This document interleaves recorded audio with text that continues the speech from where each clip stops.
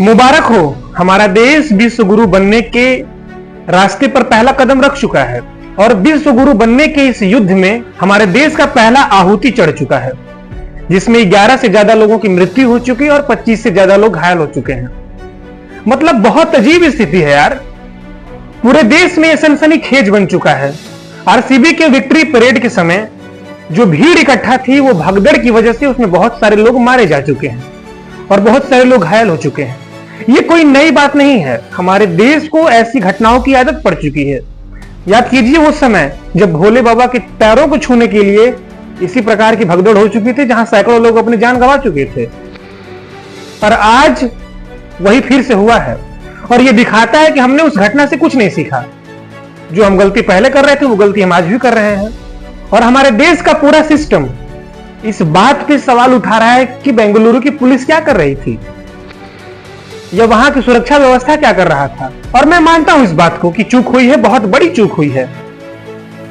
पर हमारे देश के जो लोग हैं उनकी रिस्पॉन्सिबिलिटी क्या है? तुम सोचो यार कि एक इंसान होकर तुम इंसान के ऊपर कैसे चढ़ सकते हो भाई। मतलब कि बहुत ज्यादा पेनफुल है यार ये। 3 जून 2025 को पंजाब बनाम बेंगलोर के बीच में आरसीबी का फाइनल मुकाबला खेला जाता है चिन्नास्वामी स्टेडियम में। पर सभी ये कयास लगा रहे थे कि आरसीबी हो सकता है शायद आज जीते।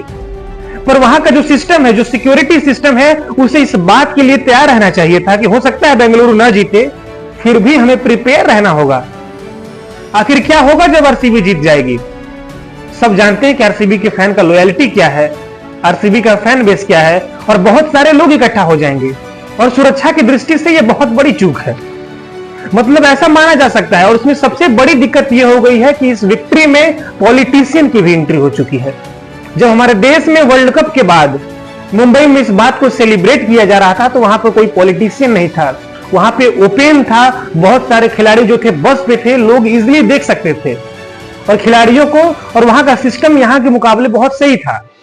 यहां पे दिक्कत क्या है कि एक जगह इकट्ठा होकर इसे सेलिब्रेट करना था और इकट्ठा होने के लिए कम से कम 70,000 लोगों को खड़ा होने के लिए एक प्रॉपर जगह चाहिए। चिन्नास्वामी स्टेडियम की कैपेसिटी 40,000 है, 40,000 पीपल वहां बैठ सकते हैं। पर भीड़ देखते ही देखते 60 से 70,000 हो चुकी थी, जिसका परिणाम यह हुआ कि आज हम और आप जो सुन रहे हैं, तो यह दिखाता है कि हमारे देश के लोगों का माइंडसेट क्या है। कहा जाता है कि किसी भी चीज की अति अगर हो जाए तो वो ठीक नहीं होती है। ठीक यही स्थिति हुई है लोगों के साथ। और हम इस बात को एक्सेप्ट करते हैं कि हो सकता है आप आरसीबी के बहुत बड़े वाले फैन हैं, और इसका मतलब क्या हुआ यार? आप एक टीम के लिए इतना पागल हो गए कि आप ह्यूमैनिटी को भूल गए।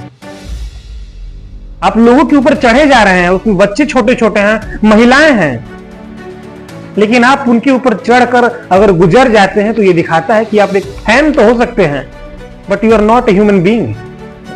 हमारे देश की मीडिया का बहुत अजीब स्थिति है।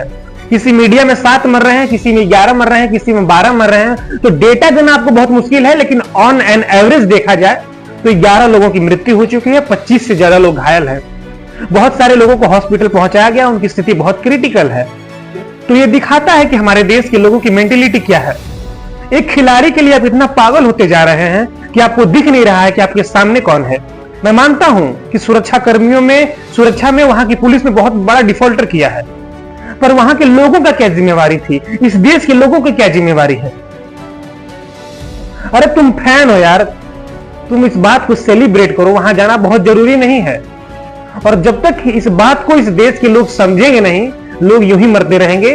कल के दिन एक और भगदड़ होगी, एक और भगदड़ होगी, और ये भगदड़ होते रहेगी, लोग मरते रहेंगे, न्यूज बनता रहेगा, मीडिया सेंसेशन होते रहेंगे। इसमें सबसे बड़ी दिक्कत थी कि पॉलिटिशियन की एंट्री हो जाना, जिसकी वजह से हमारे सुरक्षा कर्मी जो भी थे उनका पूरा फोकस ये हो गया कि वीआईपी वर्ग जो आ रहा है हमें उससे प्रोटेक्ट करना है, लोगों से। और वहां पे लोगों का जो वैल्यू है वो कम हो गया, और जिसका परिणाम है ये घटना। आरसीबी का किस्मत मतलब बहुत अजीब है। 17 साल तक वो ट्रॉफी नहीं जीतते हैं, अब वो ट्रॉफी जीतते हैं तो उसी के साथ ये दुखद भरी खबर पूरे देश को सुनानी पड़ रही है। तो आप भी अगर किसी टीम के फैन हैं तो फैन रहिए, अंधभक्त